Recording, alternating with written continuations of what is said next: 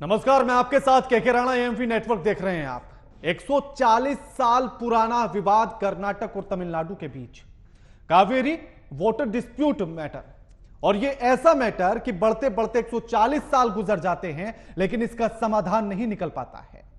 अब ऐसे में तमिलनाडु में एक बार फिर से धरना प्रदर्शन शुरू हुआ, कर्नाटक में धरना प्रदर्शन शुरू हुआ और जिसके चलते कर्नाटक के मुख्यमंत्री, उप मुख्यमंत्री को आपात बैठक तक करनी पड़ रही है। अब इन सब के बाद प्रदर्शन लगातार जारी और तमाम लोगों की गिरफ्तारी, तमाम संगठनों ने बेंगलुरु बंद का आह्वान किया। तमिलनाडु को 5000 क्यूसेक पानी छोड़ने के कांग्रेस सरकार के फैसले के विरोध में कर्नाटक में किसानों ने यह बंद बुला दिया। सरकार और विपक्ष आमने सामने आकर खड़े हो गए, वहीं किसान अपनी मांगों पर अड़े हुए हैं। इसी मुद्दे पर आज हम चर्चा करेंगे, लेकिन उससे पहले इस पूरे मामले को समझने के लिए रिपोर्ट देखिए।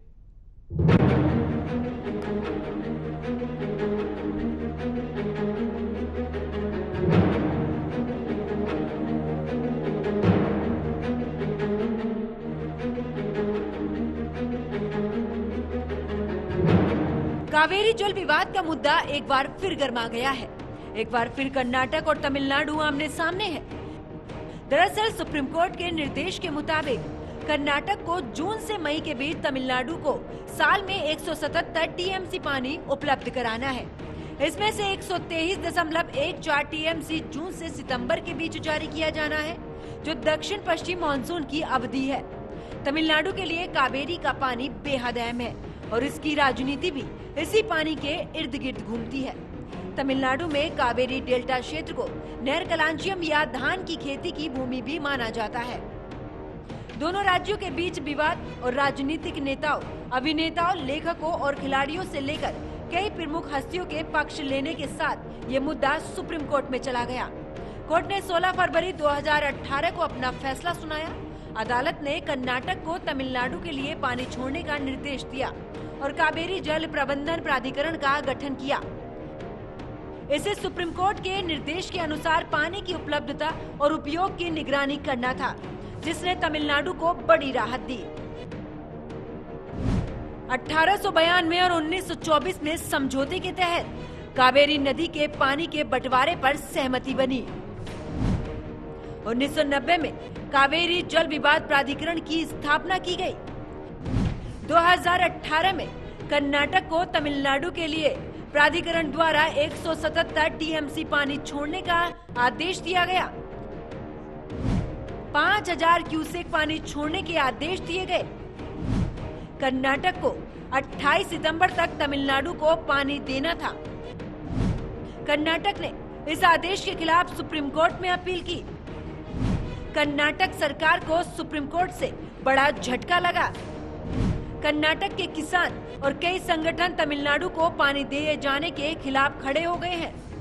12 अगस्त को नई दिल्ली में आयोजित कावेरी जल प्रबंधन प्राधिकरण की बैठक में तमिलनाडु पक्ष बैठक से बाहर चला गया, क्योंकि कर्नाटक ने कथित तौर पर 37.99 टीएमसी एफटी पानी जारी करने से इनकार कर दिया था, जो कि दोनों राज्यों के बीच पहले के समझौते के अनुसार तमिलनाडु को दे था।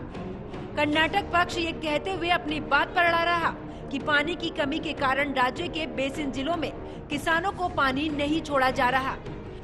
कर्नाटक ने 24 अगस्त 2023 को सुप्रीम कोर्ट को ये भी बता दिया था कि तमिलनाडु कावेरी से पानी की मांग ऐसे कर रहा है जैसे कि ये सामान्य वर्षों वाला साल हो। कर्नाटक ने बताया कि ये संकटपूर्ण जल वर्षा था, क्योंकि राज्य में दक्षिण पश्चिमी मानसून कमजोर था। कावेरी जल को लेकर स्थिति अब चरम बिंदु पर पहुंच गई है, क्योंकि कर्नाटक की ओर से कावेरी पर मेकेदातु में एक बांध के निर्माण की घोषणा की गई। इसके कारण तमिलनाडु में व्यापक पैमाने पर विरोध प्रदर्शन शुरू हो गया। Bureau report, AMB network.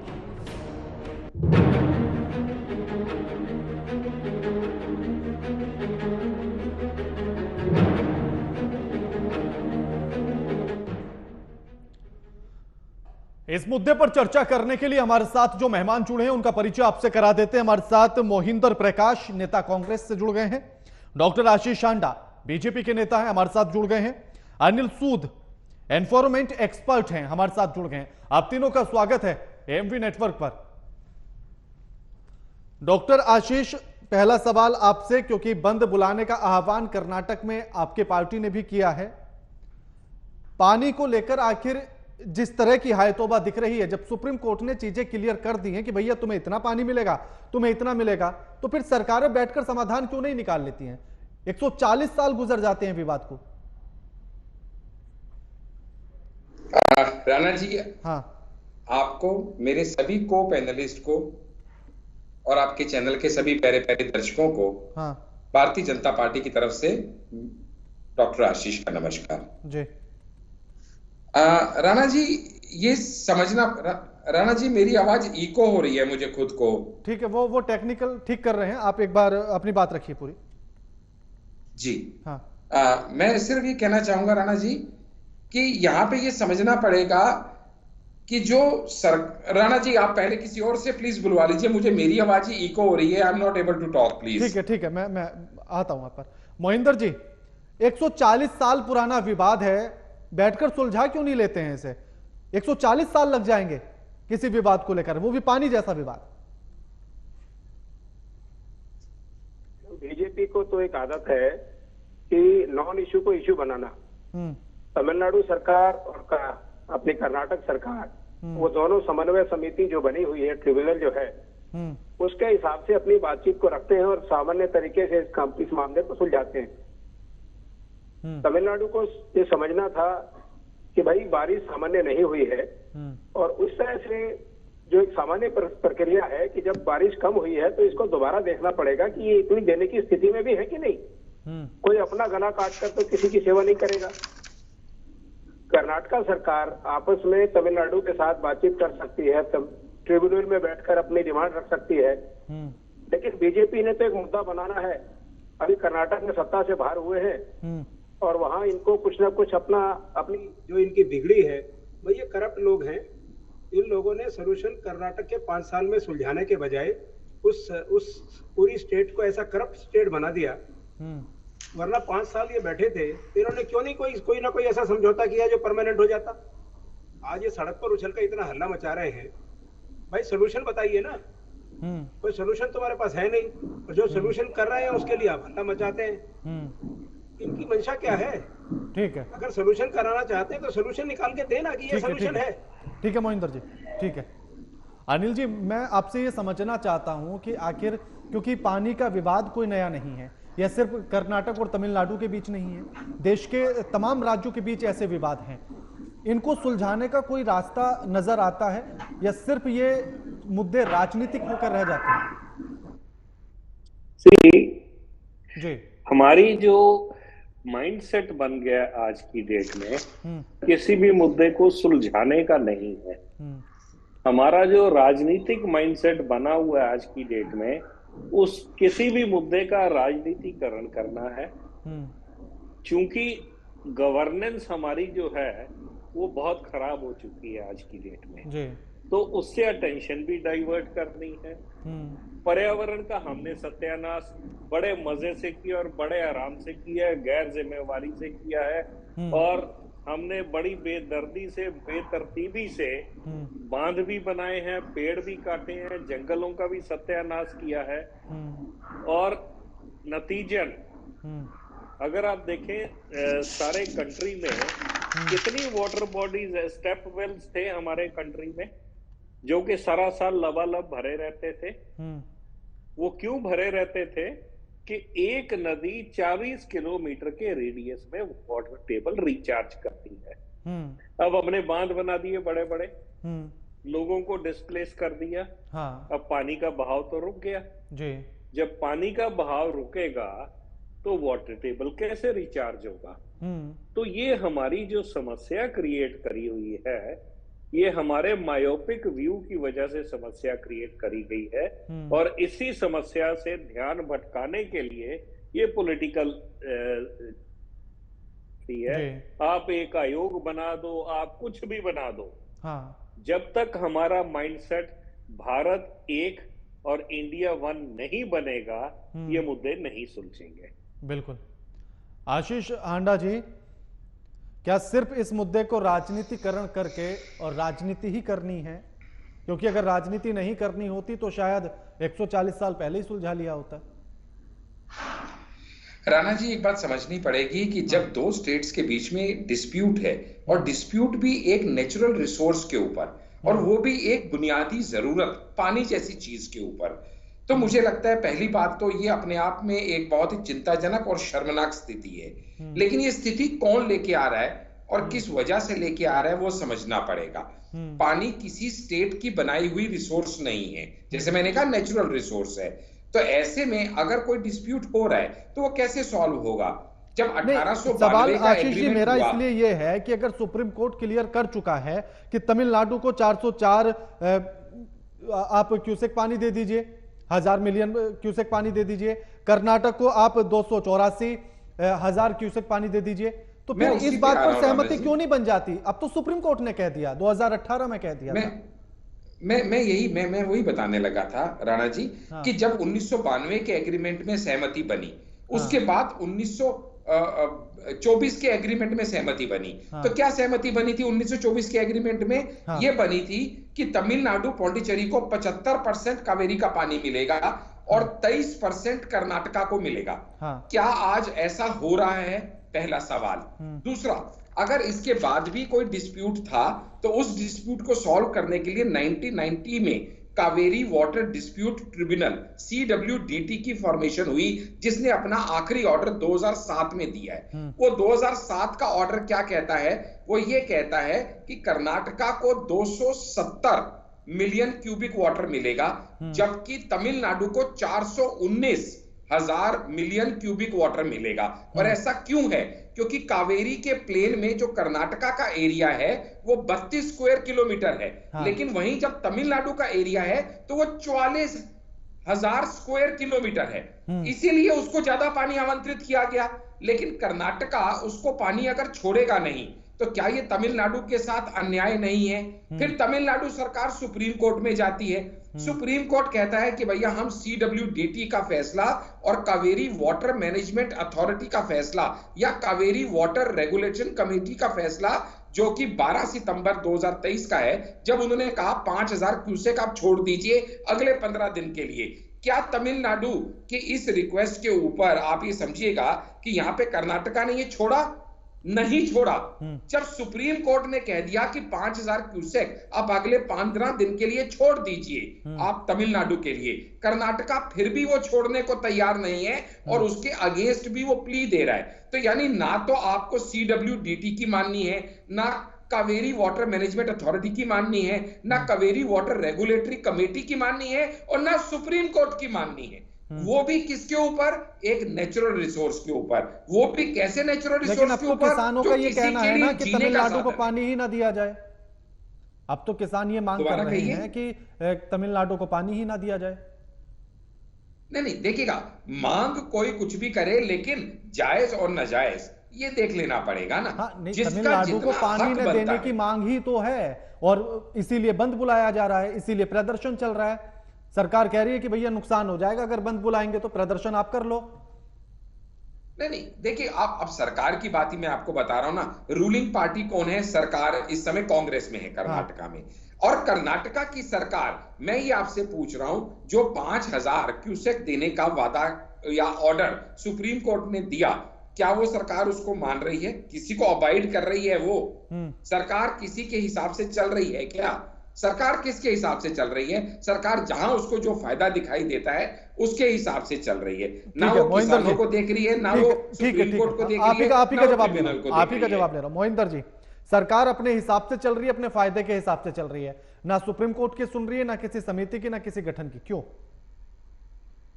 देखिए, पहले तो हमारे हांडा साहब ये बताएं कि जो बीजेपी बंद का साथ दे रही है वो तमिलनाडु का साथ दे रही है या कर्नाटका का साथ दे रही है? पहले तो ये अपना स्टैंड क्लियर करें, क्योंकि ये कंफ्यूज दिख रहे हैं मुझे।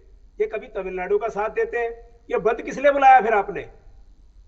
नहीं, इसलिए तो मैं वो सवाल कर चुका हूं कि बंद बुलाया गया, तमिलनाडु में पानी ना भेजा जाए, और यहाँ ये मांग कर रहे हैं कि भैया कर्नाटक पानी क्यों नहीं दे रहा? दो हांडा साहब, कुछ कंफ्यूजन अपना दिमाग ठीक कीजिए, क्योंकि मोदी जी के साथ साथ आपका भी कंफ्यूजन थोड़ा बढ़ गया है। क्या आप समझ नहीं पा रहे कि आप बोल क्या रहे हैं? आप तमिलनाडु को पानी देने के हक में हैं, तो वहां चौराहे पर खड़ा होकर के आप उसके अगेंस्ट में क्यों बोल रहे हैं कि पानी रिलीज ना किया जाए? कर्नाटका के किसानों का नुकसान हो जाएगा। आप भाषा कुछ और बोल रहे हैं, यहाँ स्टूडियो में कुछ और बोल रहे हैं। नहीं तो मोहिंदर जी मेरा सवाल बड़ा सीधा है ना, आप आशीष जी को छोड़िए, मेरा तो बड़ा सीधा सवाल है। जब सुप्रीम कोर्ट कह चुका है कि इतना पानी आप तमिलनाडु को दे दीजिए, इतना कर्नाटक को मिलना चाहिए, तो फिर दोनों सरकारें बैठकर बात क्यों नहीं कर लेती? उस बात पर अमल हो और खत्म हो बात, विवाद ही नहीं बचेगा। आपने बहुत अच्छी बात कही। हाँ। सुप्रीम कोर्ट और किसी भी अदालत या किसी ट्रिब्यूनल का जो फैसला होता है उसे माना जाना चाहिए। हाँ। लेकिन जो वास्तविक हालात हैं उनको भी मद्देनजर रखा जाना चाहिए। आज जहां ये हालत है कि वहां बारिश बिल्कुल नहीं हुई, 44% रिडक्शन है बारिश के अंदर, तो वो पानी देने में असमर्थ है। जब पानी अपने किसानों के लिए पूरा नहीं पड़ता तो वो कैसे सुप्रीम कोर्ट की या किसी और कोर्ट की बात को मान लेंगे? उन्होंने अपनी बात रखी है और किसान जब कर्नाटक के एजुटेशन कर रहे हैं कि साहब हमारा नुकसान करके फैसला दे रही थी, जब सुप्रीम कोर्ट ये फैसला दे रही थी तो क्या सुप्रीम कोर्ट को ये सारे साक्ष्य नहीं दिए गए थे कि कितना पानी है, कितना नहीं है और कितना देना है? ये तो देखिए, सुप्रीम कोर्ट की बात तो बात पुरानी है, ट्रिब्यूनल की बात 2018 की। अभी कितने दिन हुए 2018 को? अरे हम तो इस सीजन की बात कर रहे हैं सर। इस सीजन में बारिश बहुत कम हुई है, 44% कम है, ये डाटा रिकॉर्ड है। लेकिन मामला तो आज का नहीं ना, यही तो मैं कहना चाहता हूं ना। आप आज का मुद्दा उठा रहे हैं, मैं तो कह रहा हूं 140 साल पुराना विवाद है, आज तक क्यों नहीं सुलझा पा रहे हैं हम इसे? चाहे इस सीजन की बात हो या अगले सीजन की बात हो, अगले साल भी इसी तरह प्रदर्शन दिखाई देंगे, पहले भी ऐसे ही दिखाई दिए। आपको एक छोटी सी बात बता दूं, दिल्ली में जब हरियाणा का पानी नहीं आता यमुना में तो हम चिल्लाते हैं साहब पानी नहीं दे रहा हरियाणा, लेकिन जब बाढ़ की स्थिति आ जाती है तो वो सारा पानी छोड़ देता है, तो दिल्ली में बाढ़ आ जाती है। जो नेचुरल रिसोर्स है उसको, नेचुरल रिसोर्स के जो तरीके हैं, पानी अगर ज्यादा आता है तो कृष्णा से पानी छोड़ने का कर्नाटक को कोई शौक थोड़ी होगा ना दे। ठीक है, हाँ ठीक है। अनिल जी बात को क्लियर करेंगे। अनिल जी, सुप्रीम कोर्ट ने जो 2018 में जो अपना फैसला सुनाया था और कहा था कि 404,000 मिलियन क्यूसेक पानी दिया जाए तमिलनाडु को और 284 रखे कर्नाटक, तो क्या यह फैसला उस समय की स्थितियों के अनुसार था और आज की स्थितियां बदल चुकी हैं, उस हिसाब से फैसला ठीक नहीं है? लगता तो यही है कि जो सुप्रीम कोर्ट का फैसला आया था वो पुराने फैक्ट्स के ऊपर था, ट्रिब्यूनल की पुरानी फाइंडिंग, क्योंकि जब भी कोई ट्रिब्यूनल डिसीजन लेता है तो tribunal is the last fact finding body. तो जो ट्रिब्यूनल के सामने फैक्ट रखे गए होंगे तो नेचुरली ट्रिब्यूनल उसी के ऊपर फैसला देगा। तो ऑब्वियसली जब ट्रिब्यूनल का फैसला सुप्रीम कोर्ट में चैलेंज हुआ है तो वो पर्टिकुलर पीरियड तक होगा। ये जरूरी था उस टाइम पे कि सुप्रीम कोर्ट के सामने करंट फैक्ट्स रखे जाते 2018 के बाद कि सिचुएशन ये है। तो वो सिचुएशन मेरे को नहीं लगता कि वो फैक्ट्स सुप्रीम कोर्ट के सामने रखे गए या ट्रिब्यूनल के सामने रखे गए। अनिल जी, मैं एक और कंफ्यूजन ये क्लियर करना चाहता हूं कि इतनी समझदार तो सरकार भी है। मान लीजिए कि उस समय के हिसाब से ये कह दिया था सुप्रीम कोर्ट ने कि भैया 284 क्यूसेक पानी कर्नाटक रख ले, तो एक परसेंटेज तय की गई होगी कि चलिए 33 आप रख लीजिए, 70% आप दे दीजिए। तो आज के हिसाब से जितना पानी आ जाए उसके हिसाब से 33-70 कर ले, उसमें कोई इश्यू ही नहीं है। हाँ, दोनों सरकारें बैठकर ये कर सकती हैं। आपकी रेशियो डिसाइडेड है, क्वांटम पे कोई फर्क नहीं पड़ता। हाँ, आपको सिर्फ एक विल चाहिए कि इकट्ठे बैठ के इस मसले को कैसे सुलझा लिया जाए। अगर मसला सुलझ जाए तो पॉलिटिकल सर्वाइवल खत्म हो जाती है। और यही दिक्कत आज की डेट में सिर्फ ये मुद्दा और कोई मुद्दा नहीं है। हाँ। ये पॉलिटिकल सर्वाइवल का मुद्दा है। पूरे भारत में ये हाल है। हाँ। अनफॉर्चुनेटली पूरे भारत में, और ये टोटली मिसमैनेज। हाँ। जो डैम मैनेजमेंट है ये पूरी मिसमैनेज्ड है। हाँ। कोई भी इंजीनियर जब एक बार डैम बन गया तो उनकी तो बला टली, उनका कुछ लेना देना ही नहीं। उनको तो ये देखना ही नहीं है डैम की तरफ जाके कि भाई क्या इसके जो हैं लेवल क्या है, क्या इसका मैकेनिज्म ठीक काम कर रहा है, क्या नहीं कर रहा। उनको कुछ लेना देना, दफ्तर से बैठ के तनख्वाह मिलती है, उनको ग्राउंड रियलिटी से कुछ लेना देना नहीं। हाँ, ठीक है मोहिंदर जी, मैं तो कोई सबसे बड़ी त्रासदी मोहिंदर जी, सबसे बड़ी त्रासदी ये है कि जब आपकी रेशियो फिक्स हो चुकी है तो भाई जो अवेलेबिलिटी है उसी को बांट लो ना। बिल्कुल बिल्कुल मोहिंदर जी, मैं कोई राजनीतिक बात नहीं करना चाहता हूं और इसीलिए बड़ा क्लियर मेरा सवाल है ये। चलिए हम वो आंकड़ा भी छोड़ देते हैं जो 284 और 404 वाला भी, हम परसेंटेज के हिसाब से आ जाते हैं। अगर परसेंटेज तय की गई, तो आज जितना पानी है उसके टोटल निकाल के परसेंटेज क्लियर कर लीजिए कि चलिए 23% कर्नाटक को देते हैं, 77% तमिलनाडु को देते हैं, तो झगड़ा ही खत्म हो जाएगा। दोनों सरकारें आपस में बैठे बात करें, खत्म मामला। नहीं, आप बिल्कुल ठीक कह रहे हैं जनाब। सवाल तो बीजेपी और मोदी साहब का है ना, कि इनको तो बीच में टांग अड़ानी है। आप ये बताइए, जो किसानों के नाम पे आज कर्नाटक में इतना बड़ा बंद हो रहा है, इतना जो चिल्ला चपाटी हो रही है, इसके पीछे कौन है? अभी हमारे हाडा साहब तमिलनाडु का साथ दे रहे हैं कि साहब तमिलनाडु को जो है पानी दिया जाए, और दूसरी तरफ वो यहाँ किसानों को भड़काकर जो है वो कर्नाटक से पानी ना दिया जाए। ये क्या है? ये कौन सी योजना है इनकी? सिर्फ एक ही मंशा है कि कोई बातचीत ना हो, झगड़े हो, जिससे सरकारें बदनाम हो और कर्नाटक की कांग्रेस सरकार पर यह लगे कि वो तो किसी चीज को मैनेज नहीं कर पा रही। नहीं, तो ये बात तो आप किसानों के साथ बैठकर भी कर सकते हैं कि भैया ये तो हमारी जरूरत है, सुप्रीम कोर्ट ने कह रखा है, हमें देना पड़ेगा। वो बातचीत चल रही है, आप ये देखिए, सारी बातचीत चल रही है। तमिलनाडु में कोई हंगामा हुआ क्या? ये सिर्फ बीजेपी, क्योंकि तमिलनाडु में कोई हंगामा करने की स्थिति में नहीं है, तो इसलिए कर्नाटक में हंगामा कर रहे हैं। आप यकीन जानिए, दोनों सरकारें बैठकर अपने आप अपना समझौता कर लेंगे और कोई झगड़ा नहीं होगा। ये सिर्फ नॉन इश्यू से इश्यू बनाया जा रहा है, क्योंकि बीजेपी के पास कोई मुद्दा नहीं है आज की डेट में, ठीक है, जो कर्नाटक में ये थोड़ा सा भी उठा सके। ठीक है, मैं ये पूछता हूँ, ये दिल्ली में क्या करते हैं? जब दिल्ली में वाटर बोर्ड, मैं द्वारका के हिस्से में रहता हूँ, यहाँ 60 वाटर बॉडीज थी। ठीक है, द्वारका, एक सेकंड मेरी बात पूरी करने दीजिए राणा साहब। हाँ, समय कम है, बस क्लियर कर लीजिए अपनी बात। एक सेकंड लूंगा, ज्यादा नहीं बोलूंगा। हाँ। आप इस फैक्ट को चेक करा लीजिएगा, जो पानी के समर्थक लोग हैं, मिस्टर दीवान सिंह और न जाने कितने लोग, उन्होंने यमुना रिवर से लेकर के यहाँ तक द्वारका में 60 वाटर बॉडीज थी। मैं कंफाइनमेंट में बता रहा हूँ। ये द्वारका में जो इन्होंने प्रोजेक्ट बनाया है अभी, जो वहां खेल के मैदान और गोल्फ बनाए गए हैं, एक वाटर बॉडी बची है सेक्टर 23 में। सारी वाटर बॉडीज को इन्होंने ढक दिया अपने कमर्शियल इस्तेमाल करने के लिए। ठीक है, ठीक है, क्या चिंता करेंगे पानी की? ठीक, शुक्रिया आप सभी मेहमानों का हमारे साथ इस चर्चा में जुड़ने के लिए और ये तमाम बातचीत करने के लिए। लेकिन 140 साल पुराना विवाद आखिर हम आज तक क्यों नहीं सुलझा पा रहे हैं?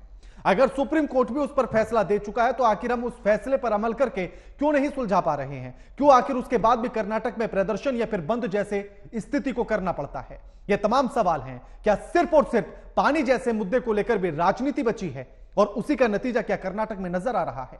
लगातार खबरों के लिए देखते रहिए एएमपी नेटवर्क। नमस्कार।